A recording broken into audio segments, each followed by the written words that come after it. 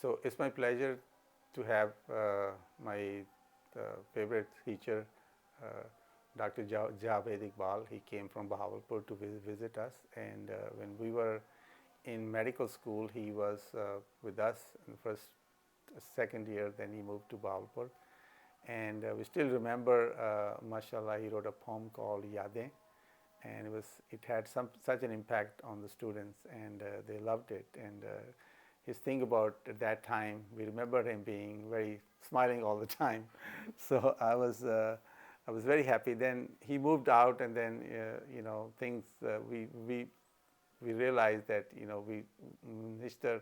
had such a big loss, and so I'm visiting from United States, and I'm a fan of Dr. Javed, and always seek his advice in my discussion and talks. And he was kind to visit us, and I thought it's an opportunity that we ask questions, some question which always intrigued me about him, and so we can all learn. So, do you mind, sir, if I just ask you a few questions? Please. Inshallah. Thank you very much. Thank you Thank so you. much. So, so the first thing I want to ask, Alhamdulillah, you've mentioned many times regarding your journey, so we'll skip that part. So you have interviewed and you have seen many individuals who are very successful in the worldly sense and in Islam and in Deen. And three people I remember I watched when you had interview with Noman Ali Khan and Ahmad Javed and Qasim Ali Shah. So I want to ask you what in particular you liked about these individual. What did you learn, and where do you? Because these are also people who does a lot of motivation talks and inspire people. So I want to ask your perspective on that. So thank you very much. So first of all, I'm really very happy to come here, Multan, and meet Zafar. We met actually after a very long period of time, although we had an online session on leadership. And I would like to just mention that Zafar Ajmal has got a great contribution in teaching people, especially youth, about leadership, and especially leadership in perspective of our religious background. So it's very, I'm very happy that I'm here and seeing your family, and thank you very much for your hospitality. Well, most difficult question for me to answer is, who is your favorite poet? Who is your favorite writer? Because I don't see life like this. What I see is that people call me a teacher, but I think I'm an advanced learner. So whenever I am saying something and where I'm lecturing it, actually it's a process of my own learning. So this is why when I find any opportunity where I find someone from where I can learn, I don't miss that opportunity. You mentioned Numan Ali Khan. Numan Ali Khan came to Islamabad, and incidentally I was also there. And then there's a common friend of us, and he arranged that meeting. And I was very happy to meet Numan Ali Khan. Numan Ali Khan is a young person, many, many years younger to me. And he has got a very interesting story. His father was a diplomat. He was posted in New York. And at that time, Numan Ali Khan could not speak English. He could only speak Urdu. And he had a lot of struggle learning English over there. And when now people ask from him that from where you have learned your Arabic, his answer is from New York. And he told me that he learned it right from the people who were living there in New York. He knows Spanish because he was working as a sail boy in the Spanish community. And from there he learned it. Similarly, he had different sheikhs in New York, and he learned Arabic from there. And then he had all that interest in Arabic language, and then he studied Quran. And now he has got a team, and he has developed a system where everyone can learn Quran in Arabic language. So I'm a great admirer of him, and he showed so much respect for me. And he said that you are my elder brother, and he showed a lot of respect. But I think he's one person who is contributing in this teaching of Quran and understanding of religion all over the world. And he has just started his journey. He's very young, and I'm sure that he is going to create a great impact in all over the world. So I'm a great admirer. So I had an opportunity. I'm so happy that I'm in contact with him, and I'm so blessed to have him as my friend. Then you talk about Ahmed Javed Saab. I think Ahmed Javed Saab is a living legend. In all over Muslim world, there is one person who is one of the most knowledgeable person. And when we say knowledgeable, it is not only the religious knowledge. He is the person who knows philosophy more than anybody else, at least in Pakistan or the contemporary world. He knows all the Western literature. He has got authority on interpretation of Persian and Urdu poetry. He can talk about quantum physics. He can talk about the spirituality in relation and comparison with the quantum physics. He is a poet himself, and he is one person which, in true sense, is an alim. Alim is a person, even if he does not say anything, if you come and just sit close to him, you come in his magnetic field. And he is one person. So I spent about 3 hours with him. He was sitting there, and incidentally, Numan Ali Khan was also with me. So we were just there, and he was talking, and we were just sparingly asking few questions. And those 3 hours was as if we were actually bathing ourselves in kind of a barakat or a rahmat. These are, it is not just the cognitive learning. It is not just the words which were coming there. It was actually the feeling. It was actually that nuraniyat jise kehte hain, that was coming. So I think youth must get benefit, and not only youth, everybody must get benefit from Ahmed Javed Saab. Allah unko lambi zindagi de. He's a little not unwell, but he is one who's an icon of excellence. And Qasim Ali Shah is like my younger brother. I mean, he is the pioneer of this motivational speaking business. And by the way, I don't call myself motivational speaker at all. When someone just asks, I just keep silent. But when they give me an option, I say, please don't call me a motivational speaker. Because the reason is, in our country, motivation sometimes can be counterproductive. Motivation has to be after the capacity building. In our country, motivation is a secondary issue, but developing a capacity is the primary issue. I mean, if someone does not have legs and you say, come on, you can do everything. Anybody who has thought that he can just climb up to K2, he can do it. You can also do it. After a few steps, he will just fall down. He will get some kind of a damage, right? Motivation is only needed when capacity is there. So I call myself as a capacity builder on those areas where I have got some experience, right? So anyways, but Qasim Ali Shah's contribution in this country is that he has started this thing as a kind of a trade, a kind of discipline, and then he trained so many people in this field. So although now hundreds of people are doing this thing, but he will always remain as a pioneer in this institution. And he's a very lovely person. He is the one who understands how to develop relations and how to maintain the relations. So that's the beauty about him. So when I met him, so I just talked to him. So and there are many people I just talked to him. In fact, I'm going to start a series now. The name of that series will be Aam Aadmi. So I'll be just walking on the street, a beggar sitting there. I would like to sit with him and talk to him and just learn that how his life is, treating him and how he is treating the life. So I'm going to start this Aam Aadmi series. That's very exciting. So a few things I want to ask is like regarding these three personalities. I will give you a little bit of my perspective. Noman Ali Khan, I have to say he's a teacher of Arabic and Quran. I remember maybe before he moved to Dallas 10, 15 years ago, he used to have programs in New York, Arabic intensives and weekend program. I used to learn from him.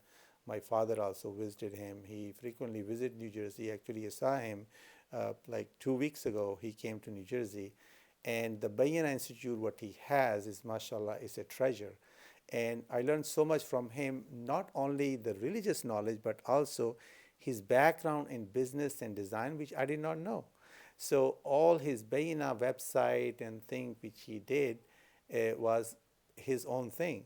And what and he has talks in his channel, recorded talks. What impressed me about him was two things. Number one was the leadership model which he has. He developed people, and then he let them run the organization. He said 70% of uh, things what's going on at Baina, nobody consult him. He doesn't know even what's going on, and because he developed and trusted those individuals, so he's completely hands off, which is a true leadership. Because if a leader is always worried and trying to control and micromanage, he can never create leaders. So that's what I liked about Noman Ali Khan. And the second thing I kind of like, I'm impressed by him, his approach towards youth and his approach towards deen. His approach is not education from the beginning, because he said education comes later. First you have to bring them, and he bring them with tactics, he bring them with strategies, he interact with them, he go out with the youth, and then when they get comfortable, then he throw a little bit of education, and then they come back. Regarding Ahmed Javed, mashallah, I remember he had a very long interview. Somebody interviewed him. I was so impressed his response. He said, I want to interview you, tell me about yourself. He said, do you want me to tell you about myself? He said, I am nothing. Whatever I am is based on my teachers and my parents. So in all his interview, he talked about his teacher and parents. Subhanallah. And Qasim Ali Shah, mashallah, what I remember when he started, he was, he opened up his institute, he's trying to teach students. He was an engineering, I think, graduate. And then he kind of like, he really, really loved to help. And you can feel his passion, subhanAllah. And so these three people, I kind of like, impressed me, and I learned from them.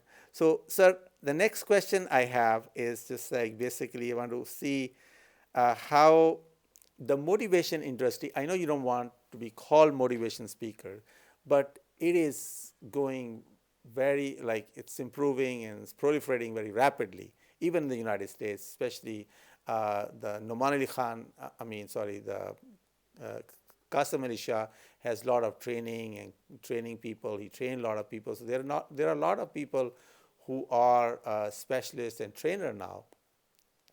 And because of the introduction of social media from COVID, so everybody is on the screen, they're watching those videos.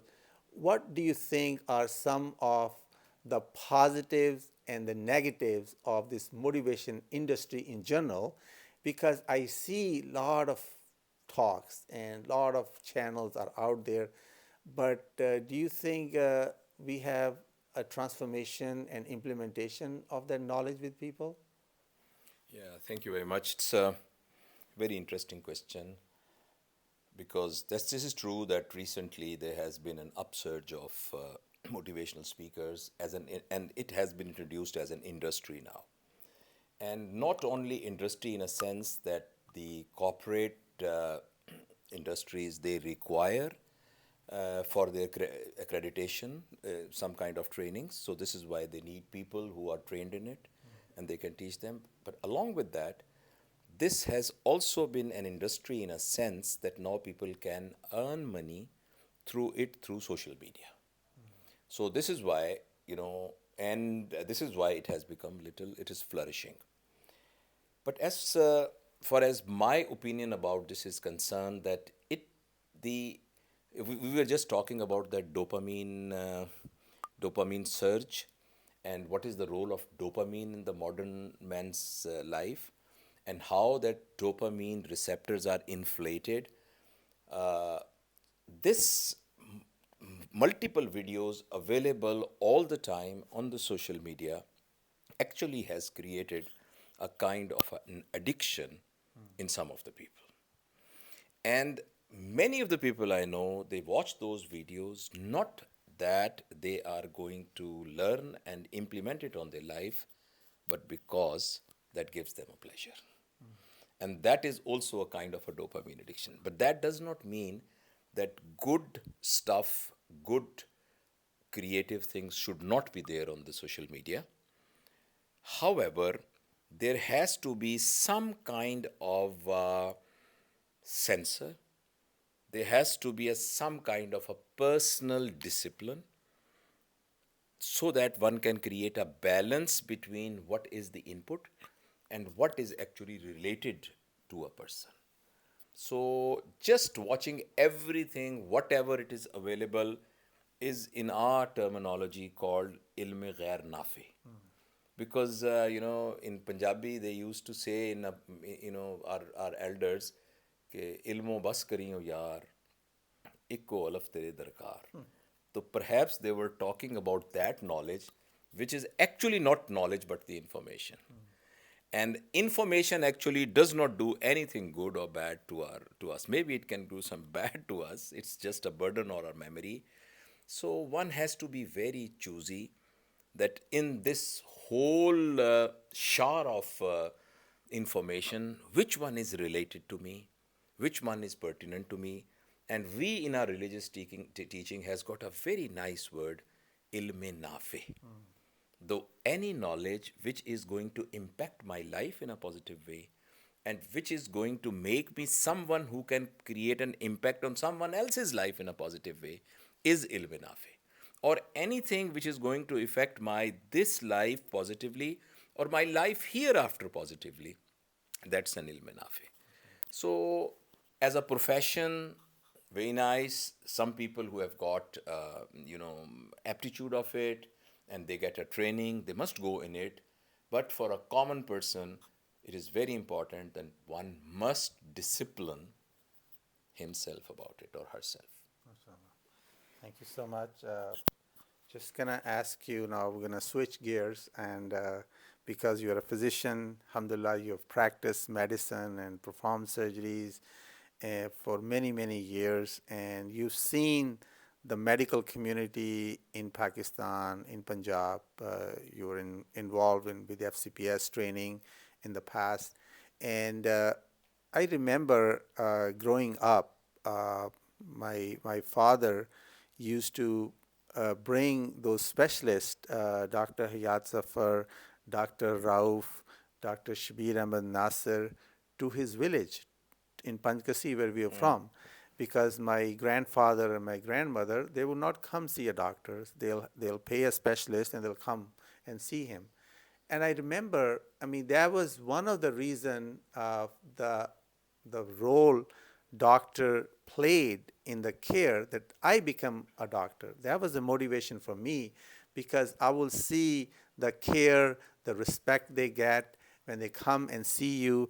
And I've seen at that time there was more focus on helping and service, and the medicine was a less of a business.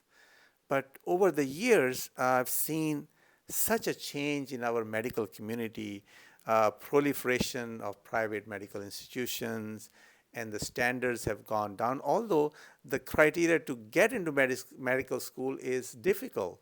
So what do you think are some of the reasons for that, the decline in the care in the medical community, and what advice do you have for the future doctors, how they can be good in their task, and what they can do to be the best physician? Because I remember when we went into medical school, our target was to serve the humanity and serve people who are sick. So where do you think the medical community stands, and what advice you have for the young doctors? Thank you very much. When I was young, we used to travel through railway, and there was a Royal Railway. The lunch and the breakfast, we used to get it from Multan to Karachi, was wonderful. There was a government bus service. Dera Adda was the place from where it used to start. That was an excellent service. We had a post office service, which was very nice. we had an airline which was one of the top airlines of the country, and that airline could actually establish Saudi Arab Airline and Emirates Airline. We had government schools, Muslim high school, pilot school, where the headmaster was actually kind of worshipped. Professor Abdur Rahman Saab, who was headmaster at that time. I have a cousin who's in Canada, my Khalazad Bhai. When he comes to Multan, he visits his grave first, and after that, he visits his father's grave, because that was the impact of that headmaster. So, and you talked about Hayat Zafar Saab and all those people. So it is not just that doctors have lowered their standard. The whole country was a big pond or a swimming pool, and the water level has come down like this, and in each walk of a life, there is a deterioration. Now, if you ask me to tell you few things so that doctors become the angels again, this will be exactly like raising a column of 1 foot square in a pond, which is not possible. If you pour 30 buckets, only half inch of the water level will increase. This deterioration is not segmental about doctors. Our policemen are not same policemen which were there when your father was there. And so is the case with the doctors. And I can tell you the reason for it. The reason is that for the last 30 to 40 years, in our country, the value system has become upside down. I remember my own life when I was very young. My father's friend, who was working in forest department, he used to come on a bicycle, which is often punctured, and he used to wear the trousers, which had patches on it. But people used to respect him because he was very honest. He said that he only buys clothes on Eid and Bakrid for his children because he cannot afford it, although he was an officer. But he was respected in a society because of his honesty and dedication. So this was in front of my eyes. But suddenly, perhaps at the time of that Cold War, maybe the reasons are political, maybe reasons are some kind of a social reason. Suddenly in 30, 40 years' time, the value in a society is not of those things which cannot be bought by money, rather the values of those things which can be bought by money. In a shop, in an office, if someone with shalwar kameez and with chappal will come, and someone who has got a suit and comes on a black car and has got a Rado watch, on her wrist, on his wrist, he will be considered respectable because of these things which money can buy. And this has been role modeled from top to bottom. You just see our prime minister when that, his car is just going. Just see the protocols. You see how a commissioner is actually traveling. You see how a police officer is doing. And how people who have got money, Allah knows from where they got it. So we can talk particularly about medical professions. Obviously, I can tell you those things. But the main reason is the overall deterioration in the society. And unfortunately, the graph is downward. And if we extraplot this graph, whatever we are seeing it, with all my optimism, I can just, but I'm a doctor, I have to be optimist, but I have to tell to the family that, look, his kidney is not functioning, his liver is also not functioning, his TLC has gone high, his platelet has gone down. So the real situation is that graph of our value systems actually now nosediving. And this is the time, this is why people like me, you and all of us, this is the time to hit it very hard. And we talk to these young people who are sitting there that, look, we are responsible for what is happening in the country now. After 15 years, if this country is like this, we will not be responsible, you will be responsible. Now, this is why, we go and knock the door of these young people and tell them, next 15 years, key, you hold that key. This is about journal. As far as medical profession is concerned, in medical profession also, the role modeling has become very bad. When I was a principal in Qadir Medical College, I used to interview each and every student when he comes in first year.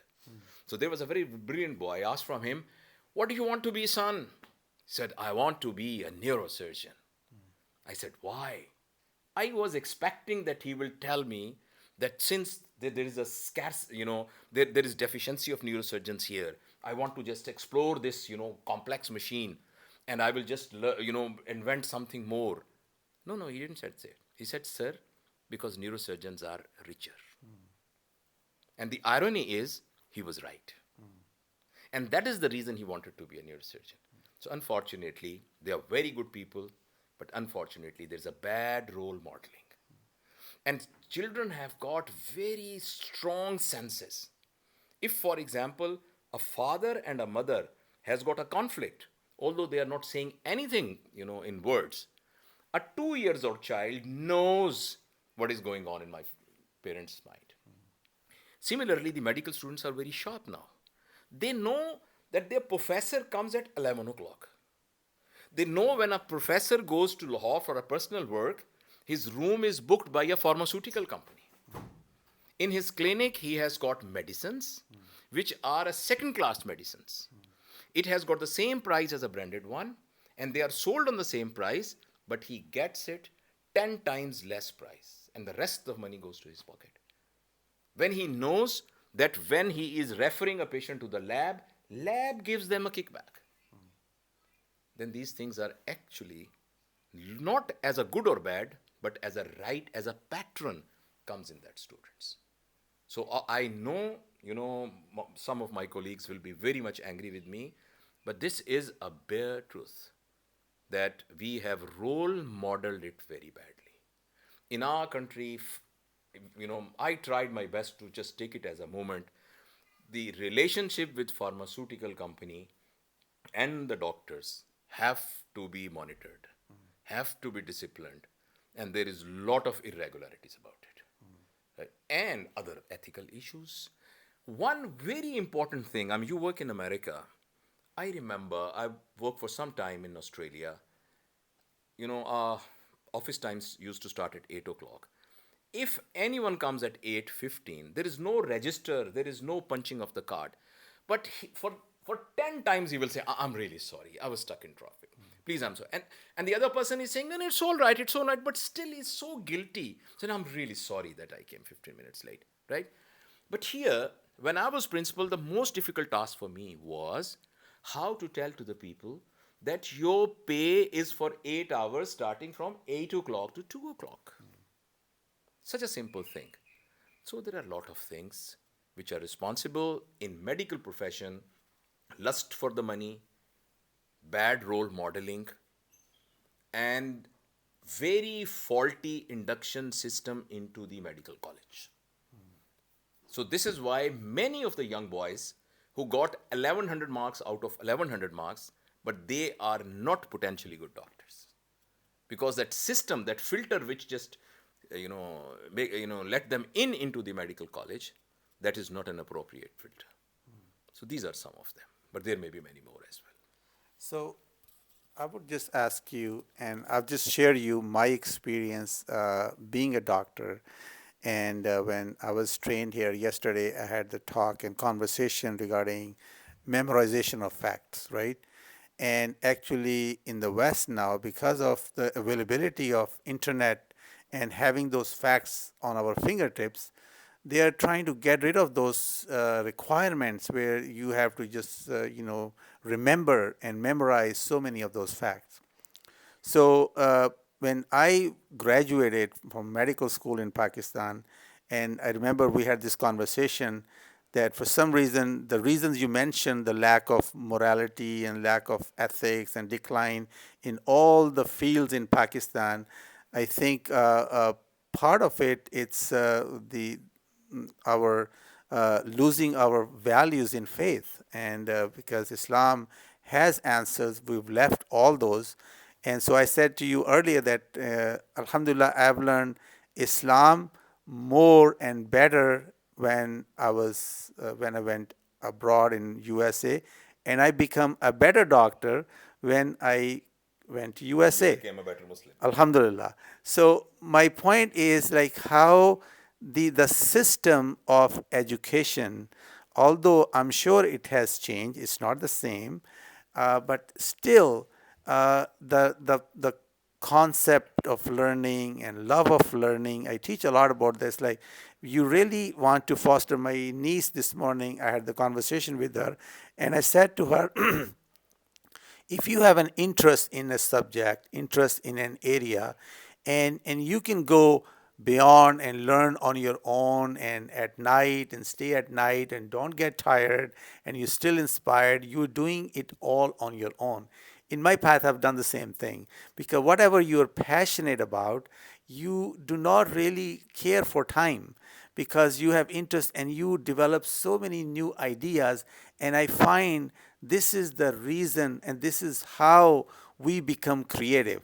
When we are not under pressure, when you don't take the exam for passing the test and grades only. Because when we were in medical school, the last 3 4 months we used to have time off, and 70 or 80% of the students, including myself, studied only in that time and cram and pass the test. And then what happens when you cram things? You forget.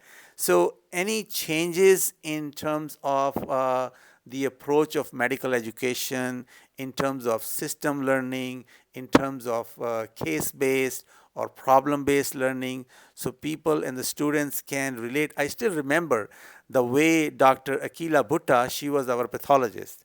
Till this day, I remember, although I was very afraid of her because she was very strict, but she had her principle that every single time she will start her class, she will review the last class and she will ask the student questions regarding last class. So we all had to review. Till this day, I remember the facts which I used to memorize before the class. So, what do you think is the approach of the medical education and the quality of the doctors and the privatization of the medical school? Do you think that has to do something with the decline? Uh, Actually, a lot of good thing has happened in this country as well. All these terms, they are not French now, because every medical college or medical school has got a department of medical education. And all these jargons, all new interactive learning strategies, and developing of the curriculum on the principles of learning objectives and assessment modalities, they have all been discussed nowadays. Although there is still a lot of need for this improvement, but things are a lot better than what it was before. This Nishtar University has got a Department of Medical Education. Qaid-e-Azam Medical College, incidentally, has one of the most vibrant department of medical education. And now, one good thing about private medical schools are that they took lead in medical education before the government institutions could take it. So these jargons, they are now routinely being uttered in the medical profession. The second thing is that University of Health Science has recently modified the curriculum in a modular form. And they have also included, this happened actually last week, they have also included another module which is professionalism, ethics, uh, research, and leadership. And they have given, they have an abbreviation and they given a name, and that will be taught as a module nowadays. So the answer to your question is that there is some steps forward on it, but still the journey is quite long. Thank you. So one more thing come to my mind when we were discussing the decline in general, right? And we know if you don't address the root problems, the problems will not go away. You cannot treat symptoms and think the disease will be cured. So, being a medical doctor, we all know that you have to figure out the source of the problem. And you mentioned that the decline happened in Pakistan in many fields over the years. And I mean, if you compare your time when there was such a respect of elders and teachers, and there was such a not much in enthusiasm in materialism and things, and people were not respected that much just because of their title and because of their material possessions in the past. But if we know the decline, the root causes of these problem is uh, uh, is also lack of deen, lack of true understanding of our faith, and because our faith tells us that if you are in the guidelines of Sharia and follow the what Allah and Prophet Muhammad Sallallahu Alaihi Wasallam brought us on this earth is a blessing, that you will find solutions uh, in all different aspects of your life, in your personal life, in your professional life, in your own life as well.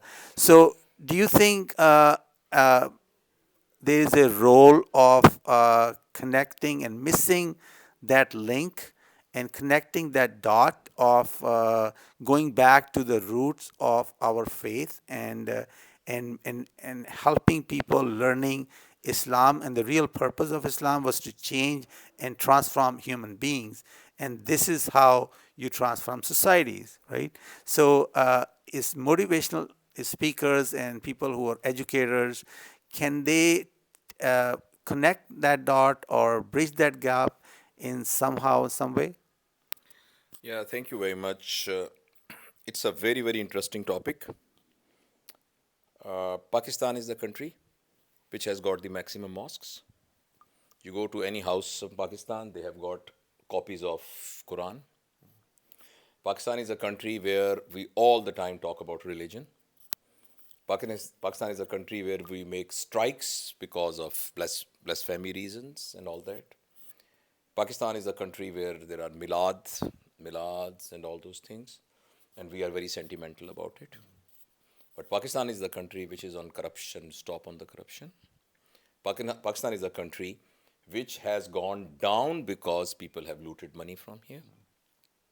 Now, what I'm trying to say is that we are religious ceremonially, and that has been the problem. As a result, our being religious has been counterproductive. The religion which has to unite the people has actually separated the people.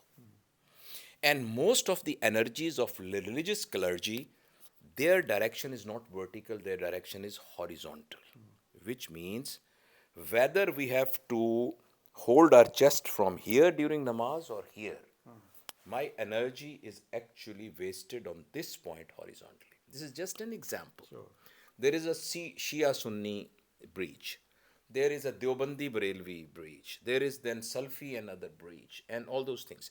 Now, what you are saying is the philosophical iman which Hazrat Muhammad sallallahu alaihi wasallam Sahaba had, which transformed their life. There is no doubt that not that I am a Muslim and you are Muslim, and this is why, because of that bias we are saying it, because of a science students we know that right now Quran has got solution for economic, social, sexual, financial, political, environmental Correct. problems of this planet and whole universe. This can be talked not because we are biased because we are Muslim, but problem is that will be only possible if we are able to demonstrate all this thing in at least a significant size of population to the world. Unfortunately, up till now, we compare Khutbah Hajjul Wida with the bad things happen with LGBT happening there in the West. We are not matching apple with the apple. We are not comparing a road in New York with a road in Gulgasht in Multan. We are not comparing their worship place and our worship place. We are not comparing their school with our school. Problem is that we know that West has got inbuilt problem in their family structure. We know they have got inbuilt problem with their concept of humanism over the divine guidance. As a result, that society has got problems.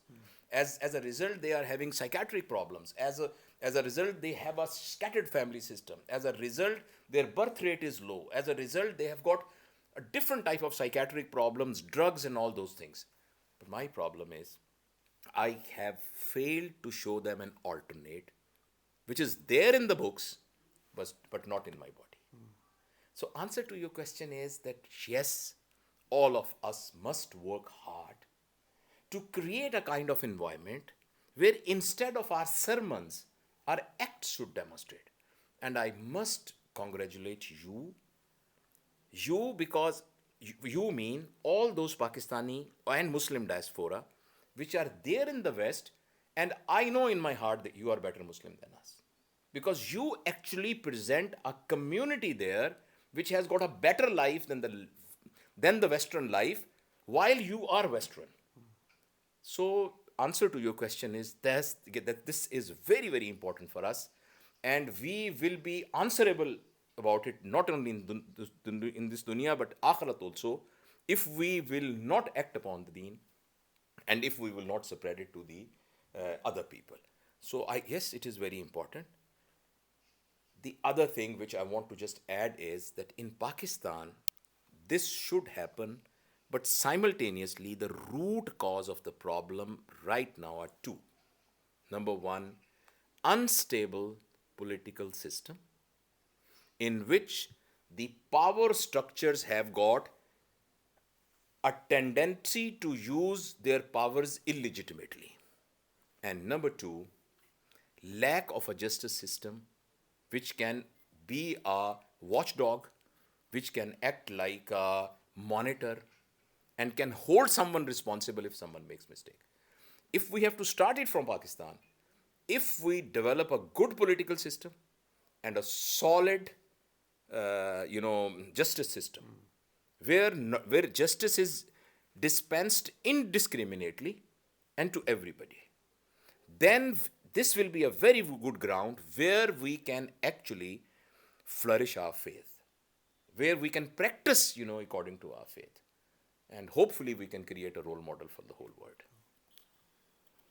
So these are very heavy topics and conversation. Let's kind of like, switch gears and speak a little bit subjects about your life, your routines. How do you learn? How do you find times to learn more so you can speak and educate people on different subjects? And what are some of the future goals? And you visited some of the countries abroad. What do you have things for the future in plan? So just share your thoughts about this. Yes. Yeah, thank you very much. I think I was one of those lucky people who had the ideal parents. So my Ammi and Abu, both of them were, I wish that everyone has parents like that. The gifts which they gave me, there are so many. Two of them I would like to mention. One is they let me do a thing which I could do, and they never helped me in doing it. When I was able to tie the shoelaces, my mother won't tie it, I'll do it myself. When I was able to wash the commode of my toilet, then a servant won't wash it, I have to wash it myself. When I have to wake up, I have to roll this blanket, I have to make the bed, I have to. We are just finishing. So I have to make the bed. But some 5-10 minutes और हैं just. So I had to make the bed, and not my mother will not make it, right? So this is one gift which they gave me, and the other gift was love with the books. So I remember, I mean, my gifts from my father used to be books, and my friends as well. So these two things have been very instrumental in my life. And, sometime when I go just for one night and, a friend of mine is with me, he said, "Hum ja rahe hain. We'll just stay there for one night. Why two books?" I said, but, when I'll just be in the bed, I will not be able to sleep unless and until I don't read something, right? So these two things have actually kept me learning and always made me a good learner and a student. So that is what actually I want to. I think, let's finish this talk, and I would like to just request to the parents that please bring books again in our house. A normal house in a Pakistan has got a living room, which is the best room, and at the center of the living room, we have a screen. And that screen is on all the time. it appears that the main job of people living the home is to watch the screen, going to the washroom, praying salat, khana, meeting other people is a secondary thing. But the main thing is to watch the screen. Now, that screen is giving us all the data which is preconditioning our mind. I always want that should be removed and put it in some other room, just like we have a commode in a toilet. When someone has to use it, go to the toilet. Similarly, if someone has to watch the TV, go that room. But the main place has to be replaced by a bookshelf where there should be books, where each one of us is actually holding the books. So our young people, they have to come back to the books. That is the only way. After 20 years, only those will survive which have got a connection with the knowledge and books. And others will just vanish. So, I mean, I just went on the other side. Well, Alhamdulillah, now I'm retired. I do my little practice for for my living, surgery. And then I just read books, and I'm working on two books as well, which I'm just authoring. I hope they will be in the market. One is an extensive book on parenting. Another one is actually on leadership. And then I travel and I meet people, go to the universities, meet friends. So that's what I do. So So I thank wish you. I wish you all the best, and we pray that God make you strong. And actually, what I see that people who are learners, who always like to read, their mind is always active. And I've seen you after many years, and there's a glow on your face, mashallah, which is very good. I'm so happy. And because intellectual awakening is one part of our human existence. And when you have the taste of learning, that's how you keep going back to the books. And that was your advice. One small question: you visited abroad. This is the last question, then we'll finish, inshallah. You visited abroad, UK and Norway. And how did you find your trip abroad? And also, any message you have for the people in the West, or any question you have for people who coming from the West? Right, thank you. Well, I have got a very strange feeling. And that feeling is that when I was young, I heard that Allah ka deen har कच्चे पक्के मकान पर पहुंचेगा. If I look here in Pakistan, perhaps we don't have a potential that we can take that deen to har kacha pakka makan. But when I go to West and I meet Muslims there, somehow I have got a strong gut feeling that when that movement will start, this movement will start somewhere from Luton, somewhere from Illinois, somewhere from Oslo, somewhere else. And youth, Muslim youth there is fantastic. They don't have any confusion. Moreover, they can speak in their own language. They don't have any complexes. And they are not kind of any inferiority complex. And I have got a strong faith. In fact, few months back, I decided that I might shift there, not for the reason of any dunya, so that I can organize youth from West, so that to have a kind of a global perspective, right? So this is one place, you know, going to the West and working for Deen is just like sitting on the K2 and you have got all the scene in front of you. And living in Pakistan and doing something is like you are in the depth of a well and then you are trying to, hit something. So I honestly feel about West. I'm so admirer of you. I'm so admirer of all people like you who are just doing that. So, thank you so much for your time and kind words and inspiration for us to visit our family here, and the people who are watching and people who will be watching, because this thing exists forever, inshallah. And anybody in the future will learn and take lesson. You will be rewarded, and I pray that Allah Thank you. keep you healthy, And we inshallah. must thank Shehzad. He is holding this camera without a stand for the last 1 hour. Thank Thank you. you, Thank you. Shehzad. Assalamu alaikum. Assalamu